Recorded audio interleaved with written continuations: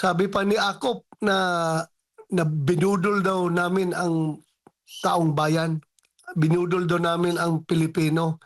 Ako, I swear before the graves of my fallen policemen who offered the ultimate sacrifice in the fight in our war on drugs. Yung mga tao ko na namatay, I swear before their graves na wala po kaming intensyon ni Pangulong Duterte na mabudol ang Pilipino. Wala po. Na kaya napakasakit sa akin yung sinasabi ni Congressman Acop na binudol namin ang Pilipino. Baka siya ang may intensyon na mambudol ng Pilipinas dahil sa pagpupumilit nila na palabasin na masama ang Duterte administration. Sila ang gusto mambudol. Maliban pa dito sa magiging masaya ang CPP-NP-NDF, yung mga nasa sindikato rin, particular na itong mga drug lord. Dahil biruin mo, ang mga nagiging convicted na mga involved sa illegal na droga, sila pa yung nagiging mga witnesses. Ayun nga, yun na nga, sobra sila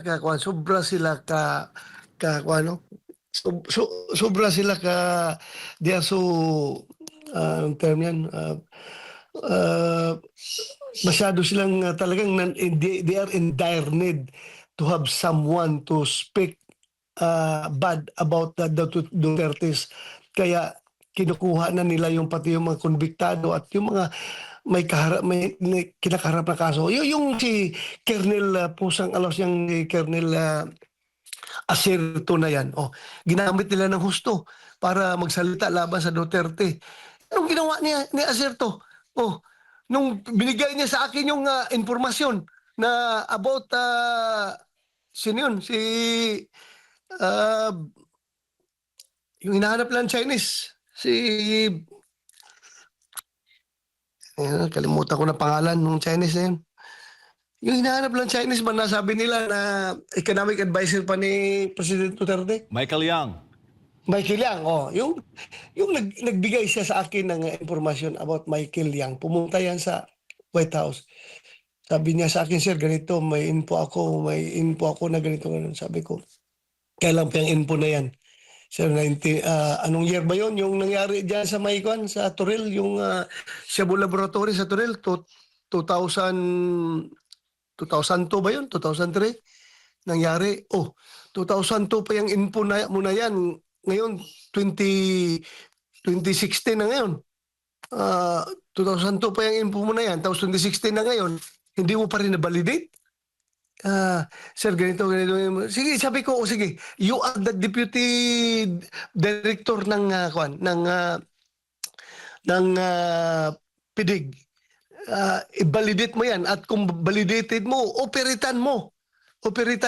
Wala tayong pakialam kung sino yan. Dahil si President Duterte mismo, nung mayor pa siya, nagsabi sa akin, tingnan mo itong mga Chinese na aaligid sa akin, ha? Kapag na-confirm nyo involved ito sa droga, upakan nyo. You know what to do. Conduct operations laban dito sa mga tao na ito. Huwag nyo pabayaan na mamamihasa kung sila involved. Yung impormasyon na yun, dala niya, sabi ko, sige, operitan mo, i-validate mo. Kung validated, operitan mo. Alam mo ginawa niya, sir, to? Imbis na i-validate yung information na dala-dala niya against Michael Yang, anong ginawa? Nag-facilitate siya ng pagpasok ng mga magnetic lifters na laman-laman yung napakalaking haul ng droga. Yung mga magnetic lifters na yun, sila ang nagpapacilitate sa custom kasama si Jimmy Guban, yung intelligence officer ng customs. Nung lumabas nga nung nag-imbestiga sa Blue Ribbon Committee si dating Senator Gordon, lumabas talaga na sila ang nagpapa-facilitate. Tapos ngayon, ito na. Gumagawa na sila ng istorya ngayon na Duterte daw pinakamalaking malaking sindikato pagdating sa droga.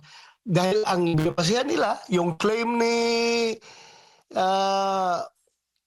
yung Mark Taguba na nililink na si Pulong Duterte at si Manscarpio through yung small abiliera.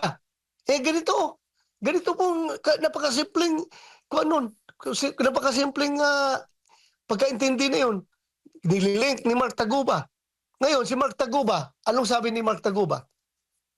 Kung ako, sir, ay may kasalanan man dyan sa nangyari ngayon na nakapasok yung mga droga through the magnetic lifters, wala po akong kinalaman diyan sa droga, sir. Ang kasalanan ko po hindi sa droga kundi yung TARA system. Bakit ko pinapacilitate yung mga pagpasok ng mga container bus na yan dito? Hindi ko po alam na droga ang laman yan. Kung alam ko lang, hindi ko ginawa yan. Pero ang kasalanan ko lang talaga is yung TARA system. Bakit ako nagbigay ng SOP? Ngayon, sabi niya na yung lumapit siya kay Small Abilira. Merong nag-introduce sa kanya kay Small Abilira para smooth flowing yung kanyang operasyon diyan sa customs. Naghanap siya ng sasandalan. So ito namang Small Abilira, kung totoo man yan na tumanggap ng pera galing sa kanya, kasi claiming to be close kay Pulong Duterte at kay Manscarpio, kung tumanggap man ito ng pera galing sa kanya, ang purpose lang naman noon is para mangisope, para magkapera. Hindi naman para magpapasok ng droga, kundi magkapera kasi siya mismo nagsabi. Si Mark Taguba nagsabi na, Sir, wala pa akong kasalanan sa droga. Ang kasalanan ko lang ay yung TARA system. Yung pag-facilitate ko makapasok yung mga container yan. Hindi ko po alam na droga ang laman yan. Ngayon, lumapit siya kay Small Abilira para lumakas at smooth sailing yung kanyang operations. Nagbigay siya ng SOP doon kay Small Abilira na nagkiklaim na may connection siya kay Pulong at kay Manscarpio. So purpose ni Small Abilira para makatanggap ng siguro ng pera para mang-SOP, yung TARA system. Ngayon, sila na ang nagpapasok ng droga. Kung hindi nga alam ni Mark Taguba na siya po palang laman nung mga container ba na yun, how much more si Small Abilira na nangingi-SOP lang ng pera galing sa kanya, tumatanggap lang ng pera sa kanya para smooth sailing yung kanyang operation sa customs. Di ba? That's the logic behind all these things. Tapos ngayon, pinipilit nila na ng Quadcom na pinakamalaking sindikato ay si President Duterte. Yung napakasakit po, no? Dahil sabi ko sa iyo, Admar, sabi pa ni Akop na binudol daw namin ang taong bayan. Binudol daw namin ang Pilipino. Ako, I swear before the graves of my fallen policemen who offered the ultimate sacrifice in the fight in our war on drugs. Yung mga tao ko na namatay, I swear before their graves na wala po kaming intensyon ni Pangulong Duterte na mabudol ang Pilipino. Wala po. Na kaya napakasakit sa akin yung sinasabi ni Congressman Acop na binudol namin ang Pilipino. Baka siya ang may intensyon na mambudol ng Pilipinas dahil sa pagpupumilit nila na palabasin na masama ang Duterte administration. Sila ang gusto mambudol. Opo, at nakapagtataka dahil umabot pa ng ilang taon after nitong bagong administration, doon nila binusisi ito ng husto, kapansin-pansin na talagang meron silang ibang target po, Senador, kundi ang usig dito sa mga Duterte sa lahat ng mga koneksyon nito. Halata man, Admar, no? From the very start, halata naman talaga. Sino ang gusto maging presidente sa 2028? Di ba? At sino ang tao na sa likuran nitong Quadcom nito, nag-organize ng Quadcom? Yung apat ko, no? AJK, War on Drugs, Pugo, at yung Accountability of Public Officials. Sino nag-organize itong apat na committee na ito? Para i-connect lahat ito kay Duterte. Talagang politika ito. I-connect lahat ng mga inimbestigahan ng apat na committee na yan to pin down the Dutertes. Pero nagkamali sila. Lalo nagalit sa kanila ang taong bayan. Dahil alam ng taong bayan kung ano ang peace and order, ano yung experience nila na katiwasayan sa panahonan ni Pangulong Duterte.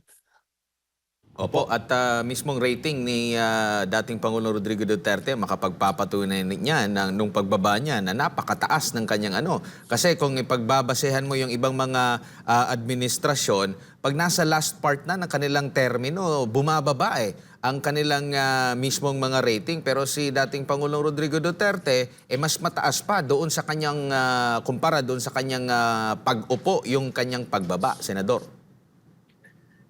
Kaya nga dahil diyan sa naramdaman talaga ng taong bayan kung anong klaseng liderato ang pinakita at pina-experience ni President Duterte sa kanila nung siya pa ay nanunungkulan. Iba talaga, ibang-iba talaga, Admar. Yung yung talagang dinidibdib niya yung kanyang pagiging presidente, ginawa niya kung anong dapat gawin ng isang matino na presidente. Ginawa talaga niya lahat yun. So, kaya kahit anong akusasyon na pinupukol nila kay Pangulong Duterte, it would not make a dent yung paniwala ng taong bayan sa kanya dahil na-feel nila na-experience nila during the 6 years. Lalong-lalo na kung hindi naging si Pangulong Duterte ang presidente nung COVID, palagay natin, itong administration na ito ang nakaupo sa panahon ng COVID. Nako, awan ko kung anong nangyari sa Pilipinas. Opo. Senador, last topic na lang po, kaugnay po dito sa PhilHealth. Kasi lumalabas sa mga balita, kaya daw wala nang subsidiya mula sa gobyerno ay parang naging parusa ba dahil hindi ginagastos ng PhilHealth yung pondo na inilalaan sa kanila. Sa tingin po ninyo, ganito ba dapat ang parusa or yung mismong nagmamanage mismo ng PhilHealth na hindi ginagamit, dapat yun na lang ang disiplinahin instead na mismong yung institution or yung serbisyo ang tatanggalin? Tama ka dyan, Admar, tama ka dyan. Tama ka dyan. Bakit parusa-parusa pang iniisip ninyo?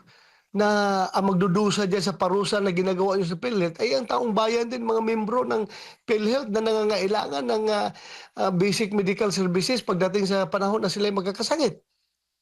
Mali po yun.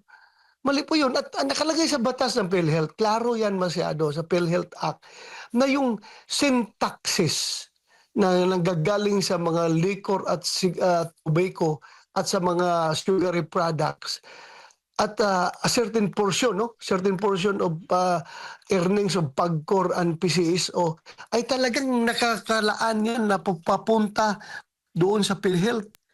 Nakalagay yan dyan. Ngayon, saan mo gagamitin yung pera na yun? Binabayulit mo yung batas. May batas na nga tayo nagsasabi na yung syntaxis na yan pupunta sa PhilHealth. Hindi mo nga ibibigay sa PhilHealth. Saan mo gagamitin yan? So, klaro, binabayulit natin ang batas. Through that pag-zero natin sa budget ng PhilHealth, tayo mismo gumawa ng batas at tayo rin ang nag-violate ng batas. Po, Sen, huling mensahe na lang po ninyo sa taong bayan, lalo pat panahon ng Kapaskuhan at sana may maaninag pa tayong kaunting pag-asa sa mga nangyayari ngayon sa ating bansa. MJ at Admar, ang akin lang mensahe sa ating mga kababayan. Mga kababayan ko, kahit na gaano kayo ngayon kahirap sa buhay, kahit gaano ngayon kalungkot ang iyong sitwasyon, huwag kayong magpapatalo sa sitwasyon na yan. Kailangan gamitin ninyo itong Pasko para gumanda ang buhay ninyo. Please be happy this Christmas. Kahit na wala tayong hirap sa pagkain, hirap mahal ang bigas, hirap kayo makabili ng mga pagkain para sa Noche Buena at saka Buena Noche, please be happy. Be happy. Huwag natin sayangin itong tsansa na magiging happy tayo despite the difficulties that we're facing. Magpakasaya tayo ngayong Pasko. Yun lang po ang aking mensahe para sa inyo. Use the spirit of Christmas to your own advantage para lumigaya naman kayo. Yun lang, Admar at MJ. Ug daghang salamat sa inyong paghatag kanako og panahon para may siwalat yung dapat kong may siwalat. Thank you.